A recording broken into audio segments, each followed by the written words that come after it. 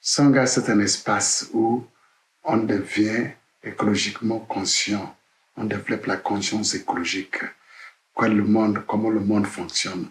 C'est le premier composant de Sangha. Et on appelle ça en anglais ecological literacy, comprendre ce que se passe. C'est le premier élément de ce qu'on va s'engager, changer la mentalité, le regard sur la nature. Ce n'est pas un monde comme des machines, c'est un monde systémique, extrêmement relationnel. C'est ça la première conviction ici à Sangha. Deuxième, on utilise cette nouvelle vie, nouvelle manière de pour construire de nouveaux outils, la technologie. On appelle ça la technologie authentique qui découle de cette nouvelle vision écologique. Et comme ça, on va abandonner les anciennes technologies qui nous amènent le problème. Cette nouvelle technologie fait face à la fois problème environnemental, productivité, chômage et tout ça. Les défis du monde aujourd'hui, c'est la dégradation de l'environnement, c'est la pauvreté et l'emploi. Donc, dans cette nouvelle vision écologique, tout attaque en même temps. C'est ça la plateforme de Sangha. Donc, deuxième élément, après avoir développé la vision holistique, la vision écologique, ensuite, donc Sangha aussi est un centre technologique, parc technologique, où ensuite, on ramasse ça partout, de l'université, des pratiques indigènes hier, mais surtout utiliser ça, que la nature parle. Donc, ce que nous faisons, se mettre dans une plateforme où on apprend les feedbacks. Donc, Sangha, on fait la recherche au pied nu. C'est vraiment important, chercher la connaissance. On peut avoir les informations qui viennent, mais à Sangha, c'est une zone où on développe cette culture de continuellement se former, apprendre. Cet apprentissage, cette connaissance nous aide maintenant à mieux gérer la nature. Donc, on fait ça, la vision biomimétisme.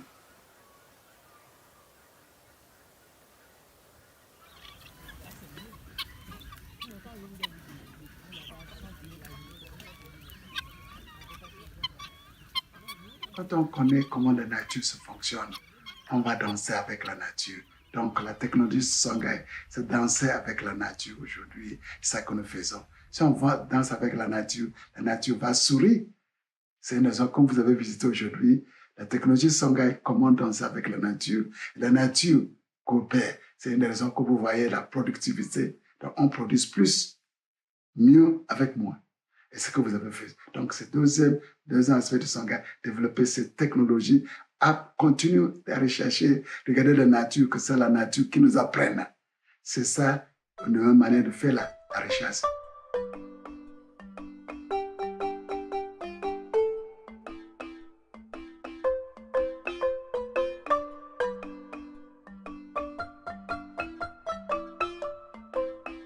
Sangha, c'est une communauté de chercheurs, autrement, où on est humble, passer de bio-arrogance, homo-arrogance au biomimétisme. Quand on regarde la nature, donc avec le feedback, on commence à apprendre plus comment la nature fonctionne. Donc déjà, on voit que le fonctionnement de la nature, c'est relationnel, c'est l'intégration. Où Sangha, c'est un projet intégré. Donc le cadre de cette recherche, c'est reconnaître la connectivité partout, qui cadre notre recherche aujourd'hui, cherche les relationnels, comment on crée les synergies. Ce n'est pas un monde découpé mécanique, passer de vision cartésienne, newtonienne, une vision plus écologique, plus relationnelle et tout ça. Et c'est ça la base, qu'on développe les nouveaux outils qui sont alignés avec cette vision. Là, nous sommes au niveau du système d'épuration bête. Là, vous avez la douche et le WC toutes combinées. L'eau issue de la douche et du WC sont purifiées par la jacinthe d'eau, puisque la jacinthe d'eau se nourrit sur les déchets nutritifs qui sont dans l'eau, qui leur permettent de remuer leurs feuilles. À chaque fois qu'ils sont en train de remuer leurs feuilles, ils purifient l'eau. L'eau purifiée sert maintenant à faire le levage du poisson. Ça peut aussi servir à arroser dans le jardin. Mais au retour, nous prenons ces jacinthes d'eau mélangées avec les fientes des porcs qui servent maintenant à produire le gaz, le méthane que nous utilisons également. Une fois il y a le parcours de cette eau purifiée, servent maintenant à faire le levage des silures ici dans ce bassin-là également. Mais une fois déjà l'eau est valorisée, encore nous prenons au retour qui sert maintenant à faire au niveau de l'étang, qui sert toujours pour faire le levage des poissons au niveau de l'étang. Mais là, cette eau est encore repompée dans un château qui sert maintenant pour alimenter le jardin également. Songhai, c'est en zone de production. Donc, les chercheurs au pied nus, avec la nouvelle vision, avec la nouvelle technologie, mettent ça en pratique. Donc, Songhai, c'est un parc technologique, un parc de production.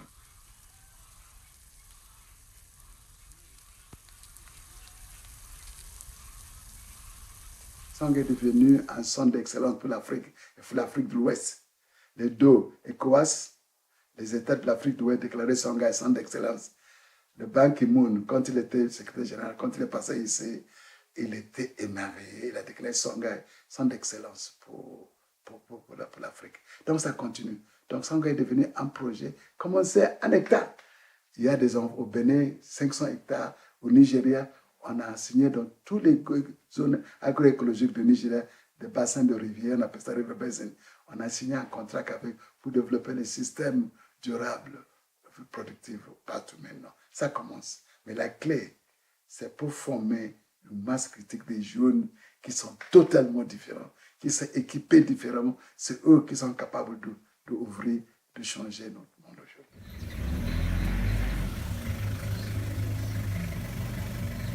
Il y a 3 pôles. Production primaire intégrée. Vous avez la pisciculture, vous avez l'élevage, vous avez la production animale, tout intégré. Les déchets d'une section deviennent les intrants. On appelle ça ZERI. En anglais, Zero Emission Research, Zero PET. Il n'y a pas de choses. C'est comme ça la nature. Passer de l'agriculture, on va à l'industrie. Vous avez vu l'industrie là. L'Afrique exporte la richesse, importe la pauvreté. On a changé ça. L'Afrique apporte des cocos, on amène encore plus fort. Comme en Suisse, là, vous prenez le coco, vous donnez des Suisses, chocolate Suisse, encore là. Mais ici, Songhai produit des cacao, on le transforme ici, on le commercialise. Si vous mangez notre chocolat, glace de chocolat extraordinaire. Donc, on produit ici, on transforme ici, on le commercialise ici. Donc, vous voyez.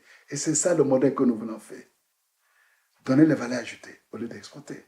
Comme ça, la richesse reste dans la communauté. Ça devient le pouvoir.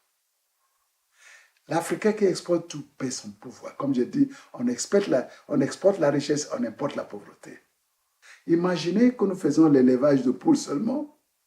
Tu vas aller loin, chercher, fauter ici. Les déchets, qu'est-ce que tu vas faire avec ça? Donc, ça devient beaucoup d'élevage, ils sont tellement mauvais. Mais vous êtes passé aujourd'hui, il n'y a pas l'odeur, parce que tout est recyclé. Et c'est ça l'efficacité, c'est ça la base de durabilité. Et chaque jour, Songhai est plus productive et plus durable. Et la terre est plus fertile chaque jour. Au lieu de créer l'entropie, on crée la syntropie. C'est comme ça. C'est ça le bénéfice de l'intégration, du biomimétisme. Et c'est présent ici. Ce n'est pas difficile de voir. Et c'est ces cadres qui forment les nouveaux. Ça constitue des pôles d'incubation. Donc les gens qui finissent la formation ici sortent avec de nouvelles visions, de nouvelles technologies, et de nouvelles passions. Et c'est intéressant que Songhai est rapide aujourd'hui.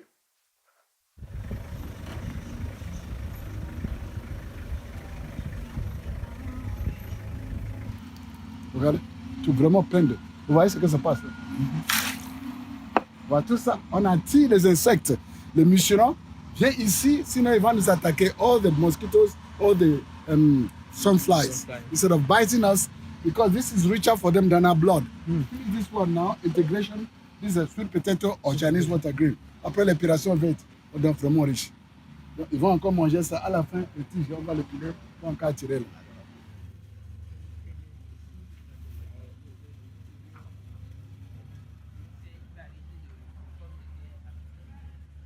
Songhai, c'est un centre de formation pour sortir une masse critique des jeunes totalement différents qui sont capables de créer un nouveau monde. monde intégré, monde holistique, monde vraiment ça. Donc, on a créé une nouvelle culture de respect de l'environnement et de l'environnement. Et ça crée une communauté d'égalité.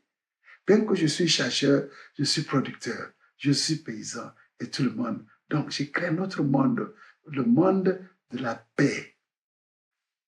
Comme il n'y a plus de stratification, nous sommes tous de production, nous sommes tous des penseurs, on crée un nouveau monde, une vraie communauté qui est large et inclusive aujourd'hui.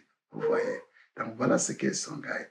Donc, après avoir formé les gens, le travail n'a pas fini.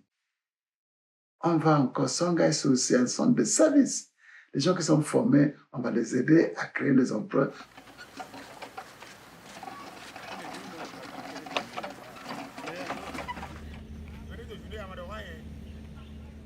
Capital environnemental. L'Afrique est le plus riche du monde. Mais donc, il faut, pour rayer la pauvreté, il faut qu'on commence à regarder de près ce capital environnemental, les insectes, les mouches, les algues et les bactéries et les micro-organismes, des niveaux trophiques et tous ensemble. Là, ça, c'est le reproducteur du maculatus. Après avoir fait cela, après avoir venu à l'étape de reproducteur, on leur dépose de condois. Et ils vont là-bas pondre des œufs. Ça, c'est le condois, ça, c'est la provence, ça, c'est l'eau, et ça, c'est les feuilles qu'ils consomment. Après avoir incubé le condois, 12 jours au plus, il y a l'éclosion. Alors, l'importance de l'élevation des grillons, c'est le taux de protéines qui est dedans. C'est ça qui est très important. C'est un taux de 70% de protéines, ce qui est énorme par rapport aux poissons, par rapport à la viande. La poudre de grillon, c'est bon pour les femmes enceintes, les bébés. Écologiquement, il y a trop d'avantages dedans par rapport à... Prenons l'exemple des aliments. Les grillons consomment moins, très peu d'aliments, et ils sont capables de transformer ces aliments en protéines. Ils n'ont pas besoin, leur alimentation n'a pas besoin d'être tellement riche en protéines avant qu'ils puissent transformer ces aliments en protéines. Donc c'est ça qui est capital, très important.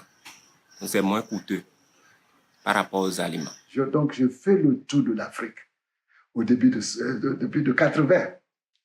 J'ai fait Afrique de l'Est, Afrique de l'Ouest, Sud.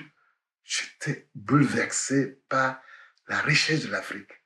Donc, je ne peux pas comprendre pourquoi l'Afrique extrêmement riche est devenue pauvre. C'est ça le commencement de Songhai, pour montrer aux Africains la richesse de la culture, la richesse du sol, la richesse du climat. Et le projet Songhai, c'est le retour à l'Afrique pour redécouvrir sa force, pour créer une civilisation qui est authentique, qui est durable aujourd'hui. Donc, ça a commencé à l'université. En tant que jeune professeur, j'ai dit non. Ma place est revenue dans mon continent d'origine. Je suis venu ici avec un hectare, avec 6 personnes. On a commencé à construire, à développer l'agroécologie fondamentale liée. Donc, non seulement l'agriculture pas de départ, mais le projet Songhai n'est pas un projet agricole, c'est un projet de la société. Comme vous avez vu, c'est l'agriculture, l'industrie et les services, les 3 unités de l'économie aujourd'hui. Et c'est ça que nous faisons. Et c'est ça qu'on commence à voir. Ici, encore petit, c'est partout maintenant. Nous avons des centaines de jeunes qui ont appris ça, qui ont approprié ça. Et c'est fait plaisir de le voir.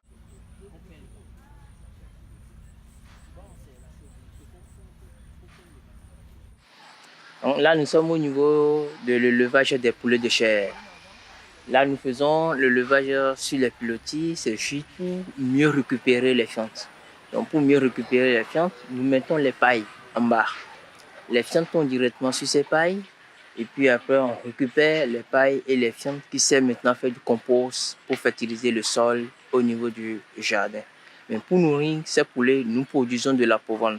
La provende, c'est un mélange de céréales fabriquées, mais en tenant compte aussi les éléments nutritifs dont ces sujets ont besoin pour leur croissance, pour les nourrir également aussi.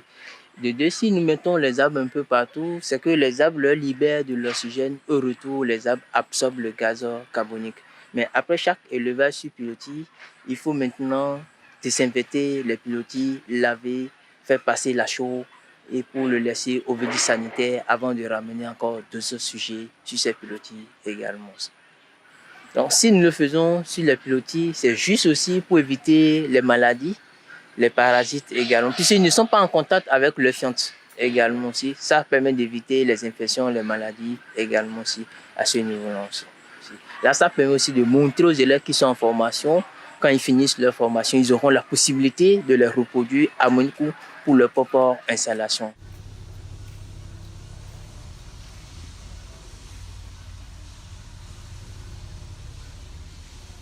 Le défi de demain, c'est quoi? La population, surtout en Afrique, monte. Donc, la superficie par capita diminue. Donc, c'est des recettes pour la guerre, pour le conflit. La population monte, la terre diminue. Donc, il y aura des conflits. Mais qu'est-ce que nous faisons? Ce qu'on dit maintenant, la seule solution pour que chaque terre soit plus productive chaque jour. On déclenchait les forces de la nature, les micro-organismes, et c'est ce qu'on a fait aujourd'hui. Avec ma formation scientifique, on pouvait déverrouiller, on va ouvrir avec la clé. C'est la science écologique, la science, la nature, les bactéries et tout ça. Ils sont extrêmement, quand ils travaillent ensemble, ils créent des synergies. 2 plus 2 n'est pas 4. 2 plus 2 peut être 10. Donc la synergie, on peut multiplier énormément. Donc nous sommes entrés dans la logique de multiplication de capacités, multiplication de possibilités, pas l'intégration. Quand on fait l'intégration, c'est des symphonies, c'est des miracles. Et c'est ce que nous faisons aujourd'hui. Donc nous pouvons éviter la crise. On faisait l'agriculture intégrée qui rend que la terre, même que ce soit petit, pour produire 4 fois, 6 fois, on faisait travailler en synergie des micro-organismes, la terre, les insectes et tout ça ensemble, et l'homme, on crée la synergie. C'est un projet africain qui devient un modèle d'agroécologie. Comme vous avez vu, on produit plus. La qualité de production extraordinaire. La productivité partout, toute l'année on produit. Depuis l'irrigation, depuis tout ça. Mais commencez par le sol. Faites que le sol devienne vivant. Le sol n'est pas mort. Le sol est vivant. Donc, son gars a récréé le sol. Avec ça, on produit n'importe quoi.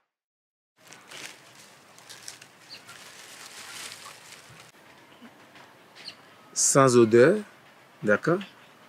Qui a l'odeur du sol dans une forêt, l'odeur de l'humus.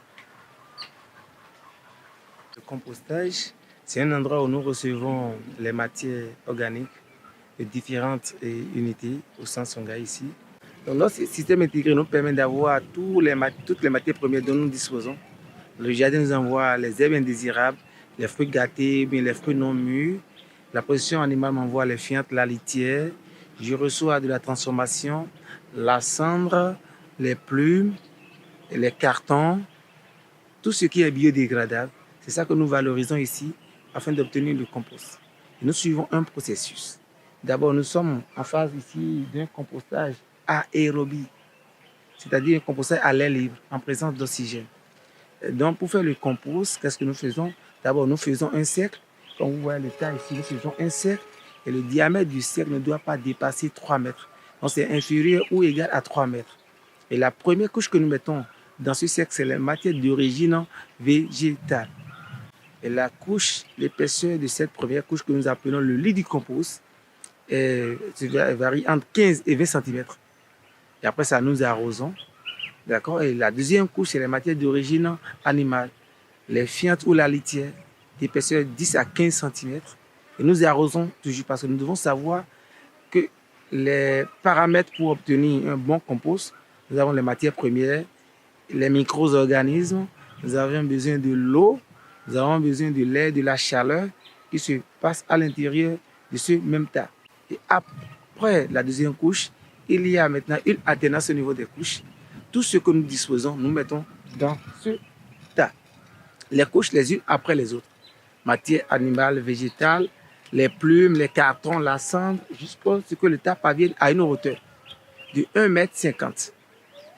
Et lorsque le tas parvient à cette hauteur, nous couvrons ce tas. Vous voyez, nous avons les branches de palmier ou les nattes. De l'autre côté, nous avons les lianes de melon, de pastèque ou de la patate douce. Étant donné que les micro-organismes responsables de la décomposition des êtres vivants aérobies, la plupart d'entre eux, les champions, les bactéries, ils sont des êtres vivants aérobies. Donc ce sont eux qui font bien le boulot. D'accord? Et les retournements chaque mois, ou lorsque vous avez une main-d'œuvre disponible, vous pouvez faire votre retournement chaque 3 semaines. Et après ça, vous avez maintenant un produit fini qui est le compost que vous pouvez utiliser. Non seulement c'est un fertilisant, mais ça permet également de modifier la structure du sol. Parce que le compost, ça fait à quoi? Ça nourrit le sol et c'est le sol qui nourrit les cultures. Vous devez savoir que les matières que nous utilisons, le compost est très riche, que ce soit en éléments minéraux majeurs ou en éléments minéraux mineurs que nous appelons les oligo-éléments. Donc le compost, c'est vraiment une richesse, c'est un or que nous devons valoriser. Le plus important, c'est l'homme, c'est la nature. Et si on comprend ça, donc la place de l'argent devient relative.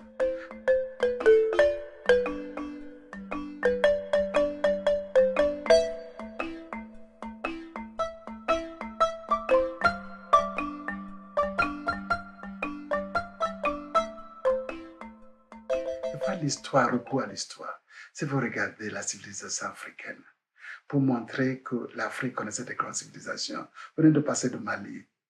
C'était l'Empire Ghana autour de Mauritanie avant, ou au fond du fleuve Niger, l'Égypte, l'Afrique. Donc la civilisation, c'est le fleuve Sénégal, c'est l'ancienne Ghana. Le fleuve Niger, c'est Songhai. Donc autour de ça, nous avons des grandes civilisations qui pesaient. Quel est l'emblème du Songhai? C'est l'aigle. L'aigle, c'est un oiseau qui peut voir de loin, vision. Donc l'Empire Songhai, l'emblème était l'aigle. L'aigle peut voir 3 km, 5 km. Mais non seulement qu'il voit, l'aigle a une force de frappe et va aller. Donc je cherche 2 éléments, valeur, vision et courage, force de frappe. Donc c'est une raison que j'ai choisi Songhai comme emblème, comme le signe de la Renaissance africaine, avec 2 valeurs, valeur de la vision et d'action courageuse. Si on peut mettre ensemble, l'Afrique faut relever.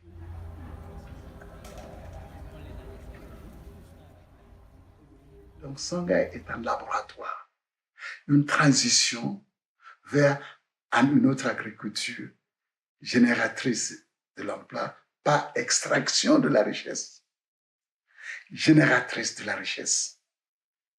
Beaucoup de richesses sont extraites. Quand on fait l'extraction, on laisse la pourriture. Voilà. Donc pour nous, il faut générer pour que ça soit bien partout. On appelle ça technologie authentique. Et voilà ce que nous faisons aujourd'hui à Songhai. Et ce que vous allez voir, j'espère que de plus en plus, les gens commencent à comprendre ça. C'est une raison ici, attention de formation, parce que c'est avec l'homme, la femme, qu'on peut aller partout. Donc, le corps de Songhai, c'est former une masse critique des jeunes qui vont aller au Mali, qui vont aller même en Suisse, qui vont aller partout, pour répliquer ça, pour commencer à parler de ça. Et notre manière, c'est concret, vous voyez, ce n'est pas des conférences. Aussi, l'autre manière de faire la formation universitaire. La formation universitaire, c'est trop élitiste. Mais à Songhai, on fait ça. Donc, les chercheurs deviennent les producteurs. Les producteurs deviennent les chercheurs. C'est un monde beaucoup plus à l'aise, un monde de la paix. Voilà ce que nous faisons à Songhai.